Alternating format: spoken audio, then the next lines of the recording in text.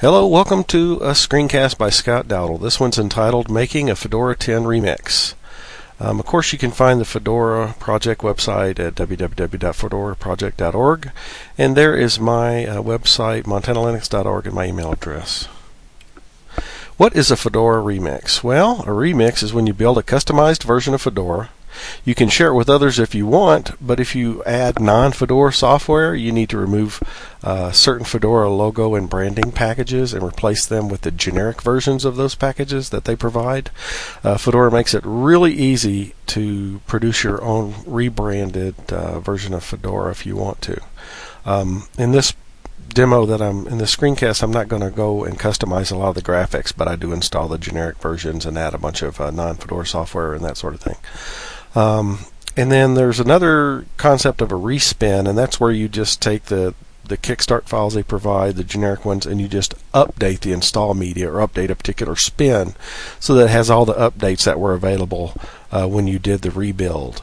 And the Fedora Unity project periodically provides respins of Fedora so you have up-to-date install media. Okay, before you can actually do this, you need to have the proper build environment, and what's needed for that? Well, I recommend that you use the same version of Fedora that you're wanting to make a remix of. In this case, Fedora 10. I don't know if all these things are technically necessary, but I think it eliminates a lot of the guesswork or some of the little bugs or issues you might run into if you didn't do it this way. So I think this is the simplest way, and this is what I recommend. Okay, also use the architecture. Have your build machine have the same architecture as what you're wanting to build. So in my case, it's going to be i386 rather than the x86_64. Also, it's necessary to have SE Linux turned on in permissive mode as recommended. And the reason that is because during the process of building the media, it's going to need to do an SE Linux relabeling of the files, and we'll cover that in more detail later. Okay, so you're using Fedora 10, you're using the right architecture, and you're in permissive mode. Then you need to install two packages, the LiveDVD-tools package and the spin-kickstarts package. The LiveDVD tools has all of the scripts needed to do the rebuild process, and the spin-kickstarts package has sample configurations, Kickstart configurations that the Fedora project actually used to build all the media that they ship. And the last requirement would be you need a lot of disk space if you're going to do this, because I like to cache the packages so if I do another rebuild later, I don't have to download everything again. And then it creates a temporary file system, and anyway, it just does a lot of disk work, so you need a lot of free space. How much? Well, depending on the amount of software you want to install, the size would vary, but I recommend at least, say, 15 or 20 gigabytes free for plenty of room. Okay, using the Kickstarts files. The spin Kickstart package provides all the Kickstarts that are used by the Fedora project, which I already mentioned. And you can find all of those Kickstart files, and when you install that package, all the files go into user share spin Kickstarts. Now, there's quite a few example files in there, and like I said, they were used by Fedora to build all the media that they ship. But the two packages I'm going to use are the Fedora Live Base.ks and the Fedora Live CD-KDE.ks. And the base one, you'd consider the base package. And that one, it defines all the repositories that your build is going to use and the size of your temporary disk space that it's going to create during the build process and install everything to. And since I'm installing a lot of software, I had to actually increase the default disk space. By default, it was about 3 gigs, and I had to increase it to about 5. And cover that here in a minute. And then I renamed or used the Fedora Live CD KDE Kickstart file. That was the one that they used to make the Live KDE CD. Well, I just renamed that to montanalinux.ks, and I add all the packages I want to it, and I'll show you that here shortly. Alright, so you don't really want to modify the packages that come with the spin Kickstarts package. You want to leave them, pristine. So here's what I recommend you do. You're going to be doing all this stuff as root. So in root's home directory, I make a directory called livecd-creator. this is an arbitrary name that I picked. And then inside of that, I create a directory called Montana Linux. And then in the LiveDVD creator directory, I create a directory called package-cache that I'm going to use in my LiveDVD creator command line to cache. That's the directory I want to cache the packages into. So that's where I'm going to store those. Notice that's outside of the Montana Linux directory. It's not necessarily required, but that's just how I like it. And then I copy the Kickstart files that I plan to use into my Montana Linux directory. Again, that's Fedora Live Base.ks and Fedora LiveDVD KDE.ks, and I rename the Fedora LiveDVD KDE.ks to Montana Linux.ks. And then inside a script that I call make ISO, but you can call it whatever you want to, or you can run this from the command line. Here's the script that I use: LiveDVD-creator space dash cache equals, and then I give the full path to where I want the cache, all the packages it downloads to do the build into that directory. Continued on the next line, dash F Montana Linux. And what that does is it uses that to name the ISO, so the final product will be Montana Linux.iso. And it'll also embed that name into the disk label name. So when you insert the CD that you made or mount the ISO, it will be labeled Montana Linux on the desktop. So it's a label name for the CD. And then the -C flag says this is the Kickstart file that I want to use to build with. Now, you're going to modify that base Kickstart file to change a few things. If you just want to build the stock Live KDE CD, then you don't really have to modify anything. But actually that's wrong, because it's pre-configured to use the Rawhide repos, and Rawhide is like the in development package set, and we want to build Fedora 10, not what's going to be Fedora 11 at some point in the future. So you have to comment out the references to Rawhide repositories, and then I add in all the repositories that I want for my particular build, and I'm making a remix with additional software, some that's not Fedora from the RPM Fusion. So I actually add 1, 2, 3, 4, 5, 6, 7 repositories. So the Fedora 10 everything, which is all the base packages that they shipped with, then the updates repository, all the updates that have happened since they originally shipped Fedora 10, RPM Fusion free and the free updates, RPM Fusion non-free and the non-free updates, and then the Adobe Flash Player repository. I had that. And I also mentioned it before, but there's a line in there that says part/-- size, and then it gives a value, and that was about 3 gigabytes. Well, I increased that to 5 gigabytes because, or whatever that is, a little over, so that I can have enough room for all the software that I want to install. Okay, so then the top level config file that I've renamed to Montana Linux.ks, that's where you put in all the package names of the software that you want. Now I'm not going to go into all the software that I put in there because it's a whole lot. We'll maybe look at it during the build process. But since I'm adding some non-Fedora software, these 4 lines are really needed to be in there if I want to redistribute this disk, which I do. And the dash means do not install Fedora logos, do not install Fedora release, and install the generic versions of those packages named generic logos and generic release instead. Okay, so let's talk about what this build process is going to do before we actually do it. Well, it makes a disk image file as large as I mentioned, so about 5 gigabytes.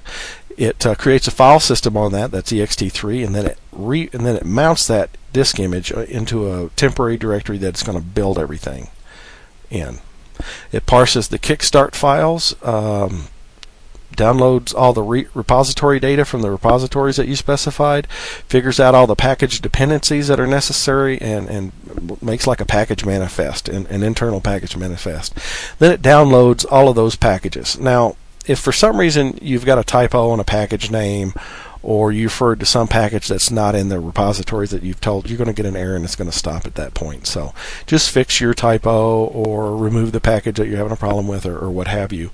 But until you get it right, until you get where it parses everything, figures out everything, and then starts downloading packages, you're not going to get very far. So it's going to figure out all the dependencies, make an internal manifest of packages, and then it's going to download everything. And if you use that cache flag, it's going to download it into the cache directory. If you don't use that cache flag, then it's going to download it inside of the build area, and when it's all done, it's going to delete all that, so you're going to lose all that. So the next time you build, it's going to have to re-download everything. That's why I really recommend you use the cache directory. Okay, Then after it's downloaded everything, and that can take a long time. If you can make a local repository of packages, that will definitely speed it up. But realize you're downloading everything over the internet, and some of the mirrors can be slow at times, so that can take a while. I have local repositories for the Fedora base packages and updates, so it shouldn't take me too long. Then it installs all the packages into the build directory, and then once it's done all that, and that can take a while, then it does an SE Linux relabeling of the build directory. Then it does a make what is, which creates a database that you can use with the locate command, so that the live media, you can use the locate command to find files in the file system a lot quicker than with the find. Then it does a file system check of the build directory and unmounts it. Then it resizes the file system on the disk image, and when it's done resizing it and getting rid of all the empty space that was there, it does an FSCK, or a file system check, to make sure it's okay. Then it creates a live media directory structure into which it puts an ISO Linux directory and installs everything needed by ISO Linux to build to boot the CD, and it creates a live OS directory that it's going to put an image file of the build environment that we just created. And then it does a squash FS. It makes a tiny little OS image. That is what ISO Linux boots, I believe, or the boot process boots. But the squash FS image is really the bulk. It's the disk image for our remix. And then from that, it creates an ISO file with an embedded partial checksum. And then when you're all done, you've got a nice big ISO image that you can burn to DVD or CD and boot that. Or you can use it as install media in virtual machine software or what have you. So I'm going to give a demo now. So here is my build machine. I'm inside of my Montana Linux directory. Here are the files that are there. I'm going to replace the splash.jpg image used by ISO Linux so that it has a customized splash image, and then I'm also going to replace the splash.xpm.gz file that Grub uses if you happen to do a hard drive install. And of course there's my Montana Linux Kickstart file, and I put a version number on it, and then there's the base one. So let's look at the base one. Oh, and I've got a B43 directory, which is a directory that has some firmware for certain Broadcom Wi-Fi cards. It happens to be what I have in my laptop. So I'm going to copy that over to the temporary build system in the lib firmware directory, so that stuff will be there for my laptop. So that's just some of the minor customizations, 2 splash screens and some firmware, and that's about all I'm going to add. Well, that's not true. I'm going to put the live CD creator directory without the package cache directory, of course, into the roots home directory in the build. So my install media will actually include the configuration scripts that were used to build it. Okay, so let's look at the top level config file real quick. Oops. There we go. Here's where I changed the disk size, so I had to do that. Here's where I commented out rawhide. I put a comment there.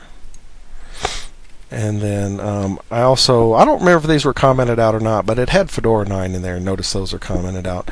And this wrap's a little weird, but you get the idea. So here's my my everything, my updates, RPM Fusion free updates, non-free updates, and the Adobe one. And I didn't really modify anything other than those. So let's look at the Montana Linux one real quick. This was based on the KDE one, but I added the GNOME desktop and some other meta package names, and then I've got an alphabetized list of all the other packages. You don't have to put them in alphabetical order, but I just happen to. And then I scroll down, and here are the non-Fedora packages that I have, and I put the 4 lines I mentioned here just so they'd be easy to find. And I install some of the multimedia stuff, and that's about it. After the package definitions are done, and that's where the end statement comes in, there's a post statement, and I didn't modify any of this stuff too much, but it's the generic stuff that Fedora does to the build environment to create the live user and customize the desktop for the live user on the live media. Anyway, that's about all I wanted to show you there. So now let's run let's look at the make ISO. Again, I just modified it from my slide to include the version numbers, and that's about it. And see, there's my cache directory. If we CD into there, there's nothing in there yet, so it's going to have to totally download everything. So here we go. Like I said, it makes a disk file, a disk image, then it formats it, and then it pulls all the repository data, and then it's going to look at the package list and determine all the dependencies and make sure all the packages are in the repositories, and that's going to take a minute or so, and then it's going to start downloading everything. And once it starts downloading, I will pause this video and come back to when it's done and show you it starting installing everything, and then pause it again and come back when it's done installing everything and pick up there. But I'll let it get to the starting to download process.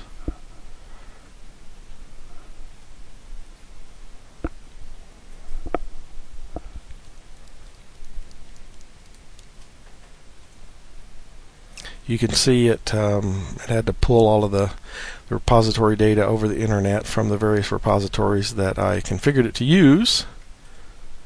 And now it's actually trying to figure out all the dependencies. Oh, it's got a few more follow-up repository data that it's got to pull. Okay, there we see that somewhere the debug info package was mentioned, but there's no such package. Luckily it didn't error out on that. It's just going to go ahead and go. So now it's retrieving the files. Oh, it's still retrieving more repository data. My mistake. The phone is not for me.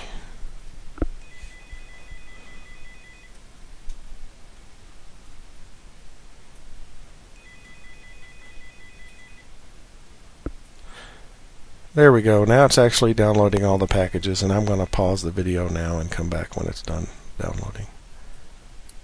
Okay, it quickly finished up and started installing everything. Now during the installing of the packages, and you can see there's 1,377 packages, and it's telling you X of Y as it installs them. But there may be some error warning messages spit out at certain package installs, and you can just ignore those. I haven't really had any problems as a result of those, so I believe they're all innocuous. Now while this is installing all the packages, and it takes a while to install a little less than 1,400 packages, I want to show you how I cheat and modify the media to the degree that I do. So this is Midnight Commander. It's a little visual, so that's why I'm using it. On the left side I've got my Montana Linux directory with all my config files and everything. On the right side you'll see var temp, and that's where the build process puts everything by default. The CD cache has nothing to do with it, but it makes a directory there called image create dash and then some random characters. And inside of that you'll see install root directory. That is where it mounts the image file, and inside of there we'll see the file system that it's writing to. This temp dash and then some random letters, that's where it puts that disk image that it puts a file system on and remounts to that build directory. And there's an out directory that's used at some point during this, and then it also makes a fourth directory where it where it places the file that's going to make the CD out of. But what I'm going to do is I'm going to cheat. I'm going to go into the build directory, and for my build environment I'm going to go inside a roots directory, and I'm going to make a directory named LiveDVD creator. Inside of that I'm going to make a directory called packages, package cache, and then I'm going to copy my Montana Linux directory over there. So I've got my build environment that I use to make this as part of the CD, so that's kind of nice. And then I mentioned I'm going to in the lib firmware directory I'm going to put this B43, which is firmware packages for this Wi-Fi card that I have that's not included with Fedora. So that's there. and then I'm going to go to the boot grub directory and replace the splash image with a customized version. And that's about all the modifications I make to the build directory, and I'm going to go out of there. Because at some point they're going to unmount that directory, and you don't want to be inside of it or have trouble unmounting it in the build script. Okay, it continues to install all the packages, so I'm going to go ahead and pause at this point. Incidentally, I believe with this particular recording software I'm using, every time I pause it, it makes the audio and the video get a little bit out of sync, so I apologize for that. And the more I pause, I think the more it's going to get out of sync, but hopefully it's not too bad. Okay, I'll come back after it's done installing and do some more talking. Okay, it's almost done installing. It's only got 2 more packages to go. And there it is. Okay.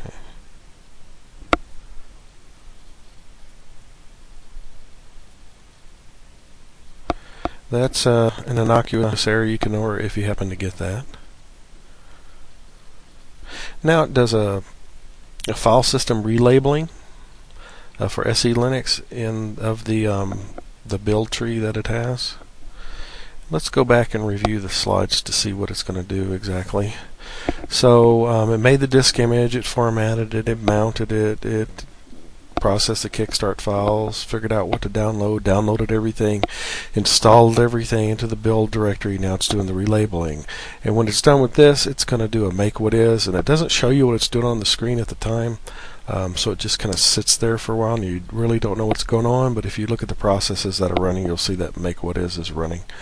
Then when that's done, it'll do a file system check of the build directory, unmount that, then resize the file system on the image, then do a file system check of the finished product after resizing it.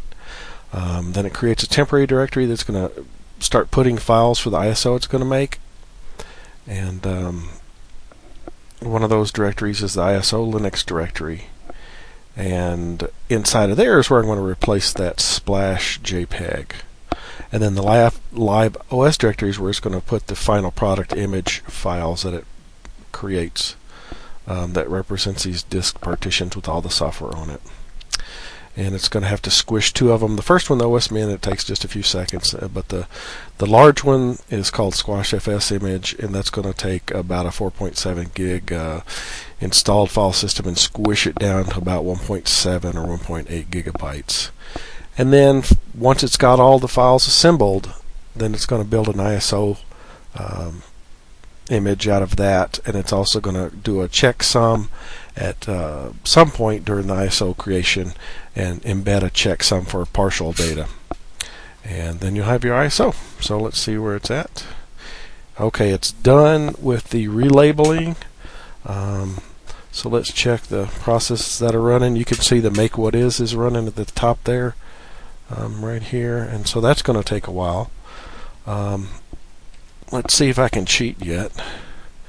Okay, here's that ISO directory I told you it's going to put the ISO Linux directory in, and it's already put all the files that ISO Linux, which is what the live media uses to boot. It's already created that directory structure, so I'm going to go ahead and replace the splash image with my own modified version, and that's done. So I'm going to get outside of that directory again, and so it's going to do that make what is for a while. So I'm going to pause the video capture now and come back when it's done. Okay, it's done with the make what is, and now it's doing a file system check. If I update that, there you go. And so it's going to do a file system check on the build directory, and then it's going to unmount that, resize the file system on the image, and do a FS check on that as well. I'm going to kind of skip those because you don't really need to see those. So I'll come back when it's in the process of building the ISO image. Or maybe I'll show that. We'll see. Pause and capture. Okay, I'm back. I just wanted to show you that it's actually doing a resize here. You can see it's in a resize FS. And if we go into the install route, you can see there's nothing there anymore because it's unmounted that. Okay, so now it has finished with the resize. It did Squash FS and the OS min, which is a really tiny image, and now it's building the Squash FS image, and let's see where that is on the file system. So again, we're all under var temp image create dash and then some random characters. This ISO out directory, that's where it's building that image. So you can see I'm refreshing the display and you can see it getting bigger. They also put a copy of the LiveDVD ISO to disk script in there, and that you can boot from the live media and actually make a live USB from it. So that's handy to have on the live USB or on the live CD here that we're constructing. The EFI directory is for booting on Macintoshes. I'm not sure if the live media can boot on Macintoshes or not. I haven't tried it, but I do know there's a flag to give to the USB creator so that you can boot your live USB on Intel Apple Macintoshes. So it wouldn't surprise me if this media can boot on Intel Macs as well. So we'll go back over here. The squashing process takes a while, but it saves a ton of disk space. But we'll come back when that's done. So I'm going to pause the capture now. Okay, I kind of missed where it got done, but now it's making the CD image. So we'll just let it finish. That takes a minute or two, but you know, we'll just hang with it here.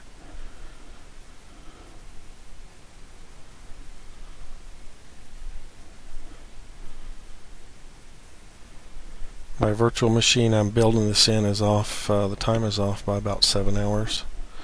So when I built this, it was really 12:32, so a little afternoon on December 12th.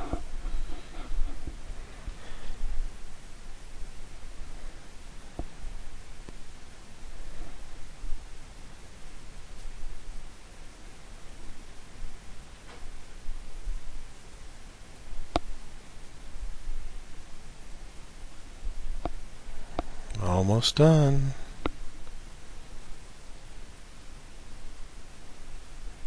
You can do it.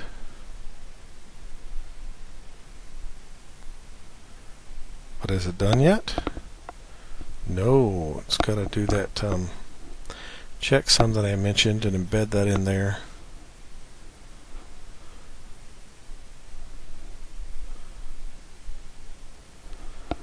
Not sure what program it uses to do that. Implant ISO MD5. Hadn't heard of that program before. There's the MD5 checksum it came up with. And now it's going to finish the final percentage there, or half percentage of the ISO.